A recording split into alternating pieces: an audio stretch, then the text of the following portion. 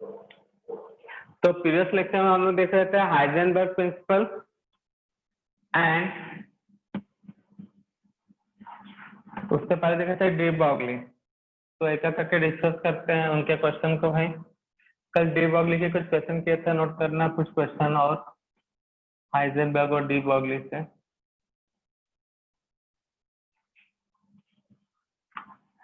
Question देख लेते हैं। क्वेश्चन नोट करो। What is the de Broglie wavelength associated with a proton moving? What is the de Broglie wavelength?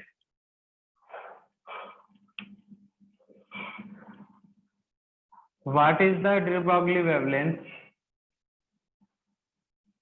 What is the de Broglie wavelength? What is the de Broglie wavelength associated with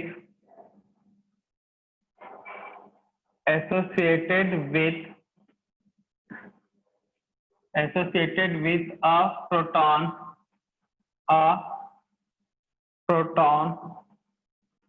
associated with a proton moving with 25%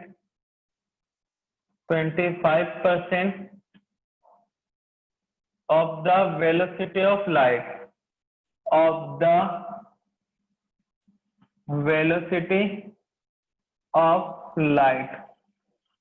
इस question को solve करने के लिए mass of proton चाहिए होगा।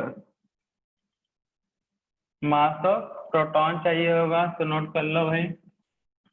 Mass of proton एक बार note करवा चुके हैं, 1.6 इंटू 10⁻⁻27 ग्राम। सॉरी 27 ग्राम नहीं, केजी मतलब 4 ग्राम। ये इंफॉर्मेशन गिवन है। क्वेश्चन सॉल्व करो।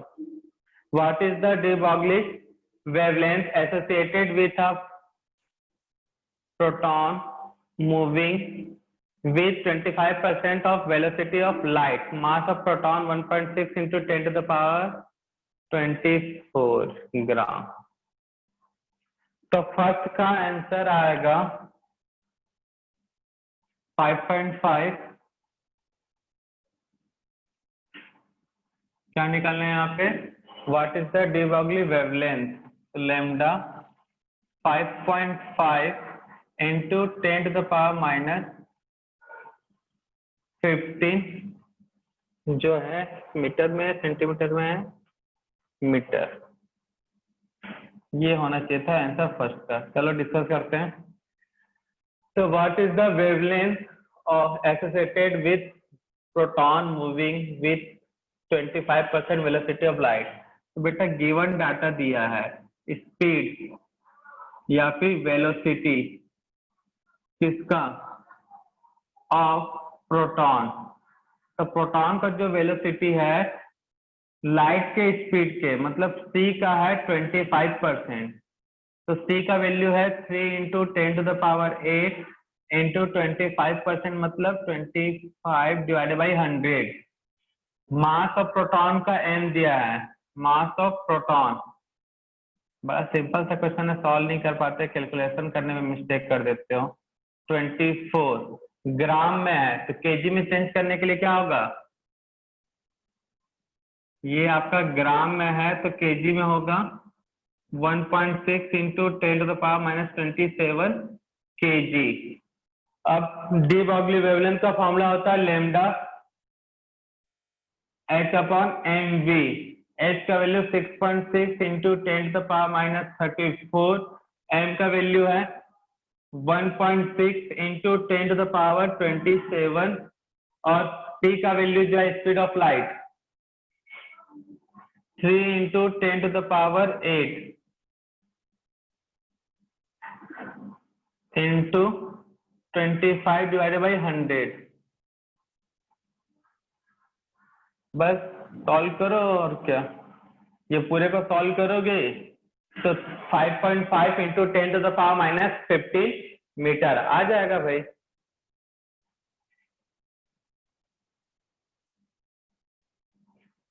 आ रहा था ना 5.5 यूनिट सॉल्व हो जाएगा भाई। यहाँ पे केजी है और यहाँ पे किस में था भाई, मीटर पर सेकेंड। यूनिट भी किस में आएगा, मीटर में आएगा। तो सॉल्व नहीं करोगे तो कैसे काम चलेगा। यूनिट भी सॉल्व कर लेते हैं भाई। यूनिट की बात करें तो ये ऊपर वाला यूनिट किस में है, जूल सेकेंड। जूल का वैल्यू किसके इक्वल होता है, KG metre square second to the power -2। ये जूल का value joule second, mass KG में, ये मीटर पर सेकेंड।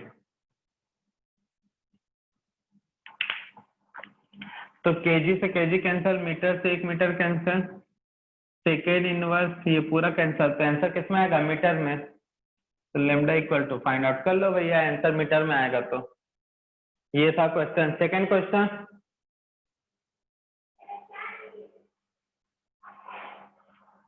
सिंपल सा दिया था भाई यहाँ पे 25%। तो 25% कैसे फाइंड आउट करते हैं, हो गया बड़ा सिंपल सा चीज है। अब kinetic energy of sub atomic particle क्या दिया है भाई, दिया हुआ है और पूछा क्या, फ्रीक्वेंसी ऑफ पार्टिकल। तो हमको मालूम lambda is equal to h upon under root 2 times of kinetic energy. और ये भी मालूम है nu equal to C by lambda होता है।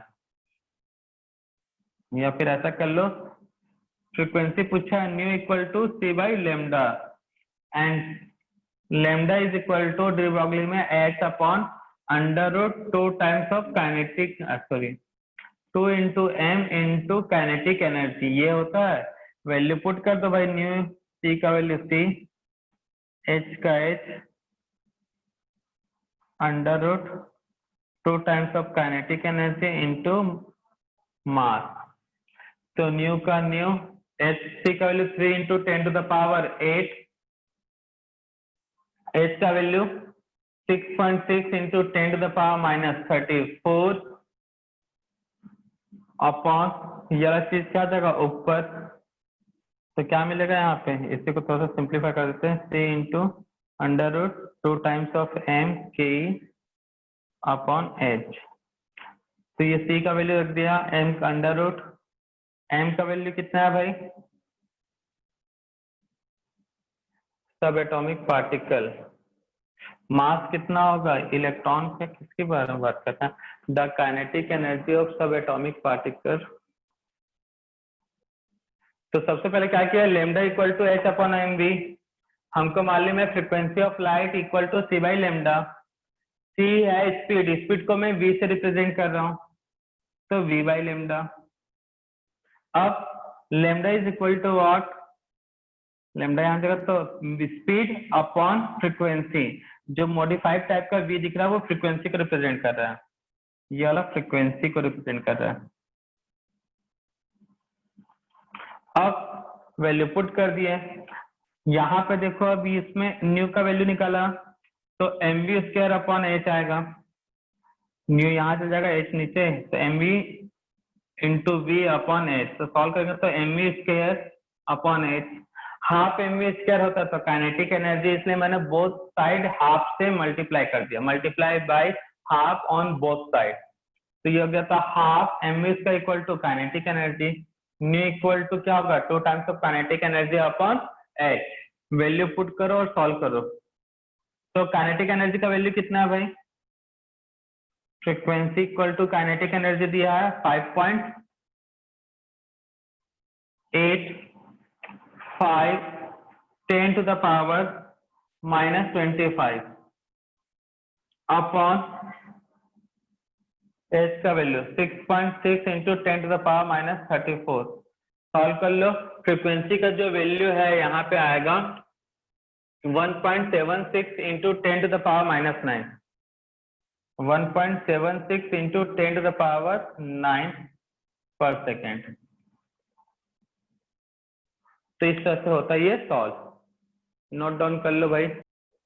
The wavelength of moving body of mass 0.1 milligram है, 0.1 milligram of 3.3 into 10 to the power -29 metre.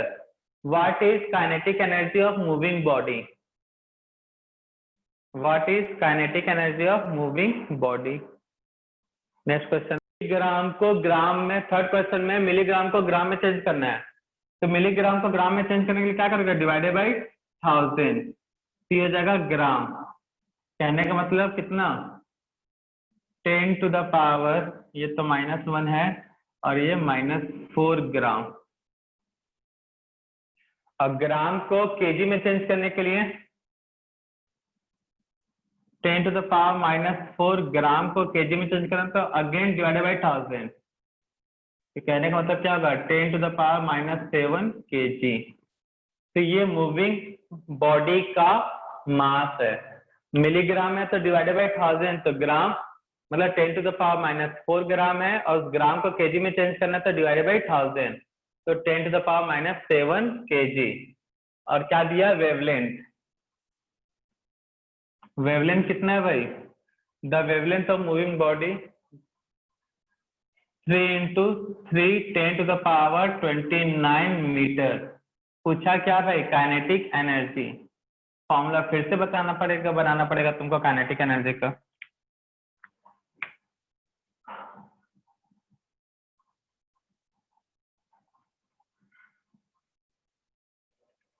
तो kinetic energy half mv²। अभी कुछ देर पहले बताया गया, उसी हिसाब से अप्रोच से फॉर्मूला डेराइव कर लो भाई वेवलेंथ के रेस्पेक्ट में। 1/λ equal to h upon 2 times √2 times of kinetic energy into mass. इस फॉर्मूले के थ्रू से कर लो। हाँ तो भैया ये था फॉर्मूला, इससे चाहिए काइनेटिक एनर्जी।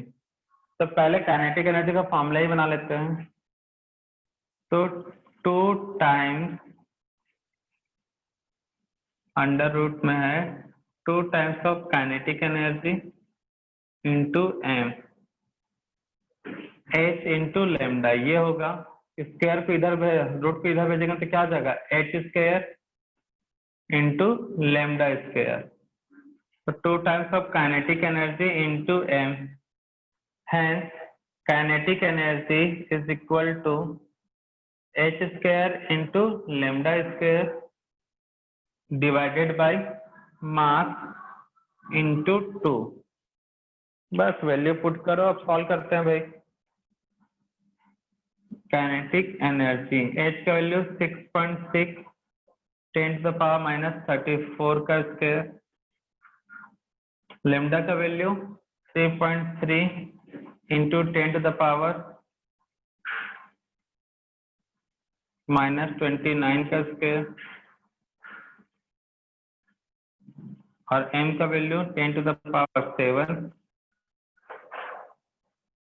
kg और 2।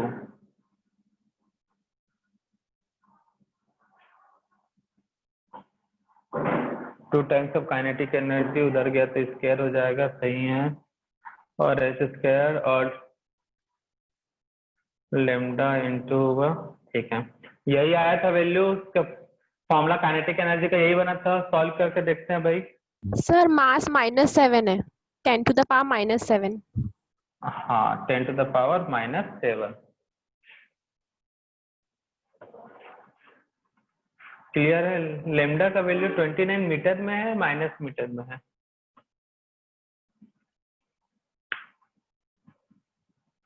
माइनस में तो इतना है 29, वैल्यू जो है वेवलेंथ 29 मीटर, ठीक है।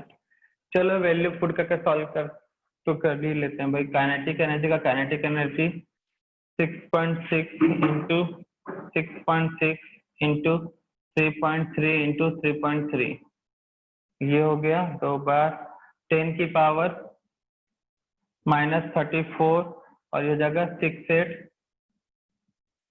इंटू 10 टू द पावर, ये कितना हो जाएगा भाई, 29 का डबल 60, 60 का से 2 का मतलब 58 काइनेटिक एनर्जी, और नीचे है 10 टू द पावर -7 इंटू 2। तो भैया सिर्फ 2 है यार, 2 से ये कैंसिल, 3.3 यार कैलकुलेट करना पड़ेगा। 3.3 का क्यूब इंटू 6 6.6 10 की पावर में जब बेस सेम हो तो पावर 8 होगा। कितना आएगा भाई? 10 की पावर ज्यादा नहीं आ रहा है, -3 आ रहा है क्या वहां पे? हमारा तो आ ही नहीं रहा -3। कहाँ पे मिस्टेक कर दिया भाई? सर लेमड़ा 15 मतलब अपॉन में नहीं रहेगा ना सर लैम्बडा पे ये स्क्वायर तो गलत होगा। अरे यार, हमें फॉर्मूला ही शुरू में गलत लिख के रखे हैं तो क्या होगा? यस सर, है वो ना? ऊपर रहेगा। तभी तो बोले कहाँ मिस्टेक हो रहा है। ये लेमडा था, लेमडा बाई एच ऐसे है, lambda by H into lambda. तभी तो मिस्टेक हो रहा है कहाँ पे जा रहा है करके। तो lambda equal to H upon under root 2 times of kinetic energy है। तो ये हुआ ये इसका वैल्यू और इसका वैल्यू यहाँ पे अब हो जाएगा सॉल्व भाई। 6.6 इंटू 10 टू माइनस 34 का स्क्वायर, m का वैल्यू है 10 टू द पावर -7 एंड 2 का 2, लेमडा का वैल्यू कितना है? 3.3 का स्क्वायर 10 टू द पावर -29 का पूरे का होल स्क्वायर। जगह कम पड़ता है भाई।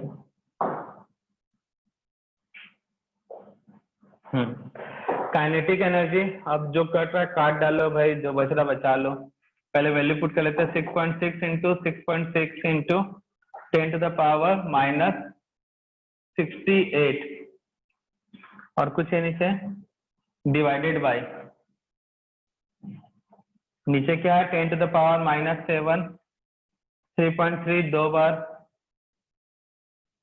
इंटू 2, 10 की पावर में कितना आएगा यहाँ पे साथ में 29 का 30 60 58।